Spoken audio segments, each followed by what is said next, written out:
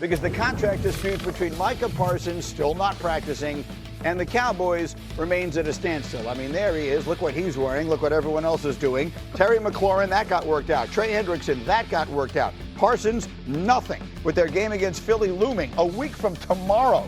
Here was their new head coach, Brian Schottenheimer, asked what a return to play might look like. The best way to get good at football is to play football, and so I would say as soon as possible would be the desired effect. There will be a ramp-up plan for him, and when he lines up out there to play, do I think he would play 75 plays in every play? Probably not. I don't think that that's real, but I do think that he can be very disruptive, like we all know.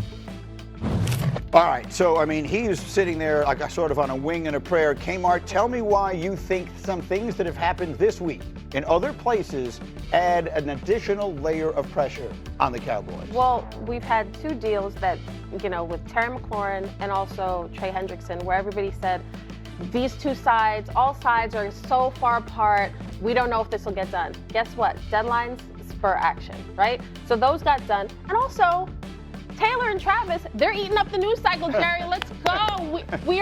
Greeny is talking in the A block about Taylor and that ring and Travis before you guys. You don't like that. I do think, though, that you hear Brian Schottenheimer say, yeah, we have a plan, ramp up. It would be great to have him out there.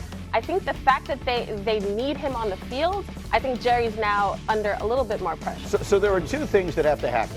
We're going to get into a moment from now whether or not he can realistically be ready to play, having really done no or next to no football activity so far in camp. But he also, a paradigm shift has to take place, Dominique. Yeah. Do you have any reason to believe it's going to? Either Jerry Jones has to change his way he's going about this, or Micah just has to say, you know what, I'm just going to swallow my pride and whatever else, and I'm just going to go out there and do it. One thing about negotiations, especially public ones, is you need to give your opponent some sort of dignified exit. Like, there's a situation right now where Micah would have to come back hat in hand, and that doesn't feel comfortable. Like, Jerry needs to find a way, short of, because it seems like it's not going to be the contract, short of getting a new contract to allow him to come back in a way where he can hold his head high, because he's a prideful person, and a prideful person in this situation is not going to come back and then face the microphones. How is he going to feel when he's been telling us, oh, I want to part ways with the Cowboys. Right. I want to sever ties. I want to scrub my social media, and then I'm going to show up on Thursday and rush the passer afterwards, have to answer questions. They're going to say, what happened? I don't know. I just want to play football. That's not the Micah Parsons that I've gotten to see so far in his career, and Jerry's setting this up for this to go poorly. It's an interesting point you make. Mike Tannenbaum, longtime general manager, has said many times, both sides have to give a little bit. You have to let both sides feel as though they won a little bit. So there's that. So whether or not there is even a plan that has him on the field a week from tomorrow night remains very much a question. Now let's get into whether that's a possibility or not. Harry, do you believe that a man who has done no or next to no football activity all the way through to today, which is August 27th, can play in an NFL game a week from tomorrow night? Not the way Micah Parsons wants to play the football game. No, not to be dominant and be that game record that we've seen him to be. I also think it's organizational malpractice. If you sign this guy to a contract, if that gets done 4 days before the Thursday night football game, and you say, hey, Micah, go out here and do what you do best. I think you have to protect your investment, protect your player, but it's also about the longevity. I think it would be irresponsible if they decide to do that. That's basically essentially what Damian Woody said, sitting in that exact spot, taking up a good deal more space than you do yesterday. Lewis, you made an interesting comparison this morning, because we have seen this before. Yeah, look, Aaron Donald in 2018 sat out all of training camp, signed the day after their last preseason game, signed the richest contract in NFL history outside of quarterbacks. What did he do in 2018?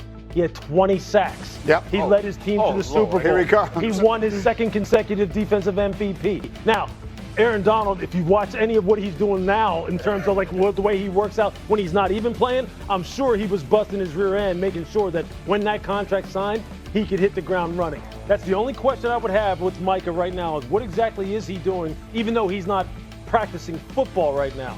If he is doing things to kind of keep himself as ready as he possibly can, given that, of course, there's a little bit of a ramp-up period. Aaron Donald had the best season of his career after not going through training camp. He had me thinking at that time going, Does anybody need Anybody? I mean, They you know won what I mean? That was the year they won the Super Bowl. Now, back tightness is a terrible thing. I'm not going to pretend like it's fake, but I have noticed that when my back gets tight, rub a little money on it. It loosens up real quick. You rub a big check on it, and things just, they send the move right. I'm going to try that. Instead of going to the chiropractor, I'm like, you got any money? Oh, it got to be new money, though. It can't be your old money. No. It got to be fresh money. It's been working for me for years. So, Kmart, but you are the one person who remains hopeful. Everyone I talk to says, no. You keep saying you think it's going to get done. 2 reasons. Common sense. I'm hoping Jerry is not crazy. Number 2, I was there in Cleveland last season, week 1. And Jerry waited to the last possible second to pay Dak Prescott. I do think, though, if this gets done, which I'm hoping it does, that if Micah gets his money, I don't see him not playing. Like, I don't think that's even an option in his mind if he gets paid. And also, Jerry wouldn't say, oh, he got his bag, let him sit out week 1. He will be out there for sure. I'm just hoping Jerry doesn't mess this up. Sometimes you have to sacrifice a battle to win the war. I would be very, I'm speaking from the school of Revis, who pulled a hamstring after a long holdout, and never had the season that you would want him to. That one is one where discretion might be the better part of valor. The football we go. Countdown to kickoff. 8 days, and Louis Riddick has bold predictions for us. Number 1, Louis, who do you like for MVP? How about Baker Mayfield? How's that bold for you? Whoa! But it's really not that bold considering the fact that my man threw for 4,500 yards last year, 41 TDs, was 4th in passer rating. Look, he lit it up. They have got weapons down there. This team is going to start getting some more national recognition as he continues to play at the level that he's playing at. Just remember the name as we get into the months of November and December. I think he's going to be right there with the big throwers in the league. What a bounce back that would be for Baker Mayfield. All right, next stop. How about a rookie quarterback that's going to tear it up? Look, we talk about Caleb Williams in his second year throwing for 4,000 yards. How about Cam Ward throws for 4K in year number 1? Look, when I make comparisons to Patrick Mahomes in terms of play style, the arm angles, looking like he's like a shortstop throwing the first base. You saw it in the preseason. Mike Borgonzi, the GM, said he's seen it, and Mike Borgonzi was in Kansas City with Patrick Mahomes. Cam Ward is the truth. Cam Ward is a transformational player. He's going to transform that organization in Tennessee back to the top. All right, and then give me another rookie who's going to make an enormous impact. I don't know how many people know this name. If you're a draft Nick like we are, and you're a draft hunter like we are, we know who James Pierce Jr. is. Harry's sitting here to my left, shaking his shoulders. How about James Pierce Jr. leads the league in sacks this year? From all reports down there, he's been unblockable in training camp. I said during the draft, if you remember, he reminded me of Javon Curse, the freak, the original freak who used to play for the Titans.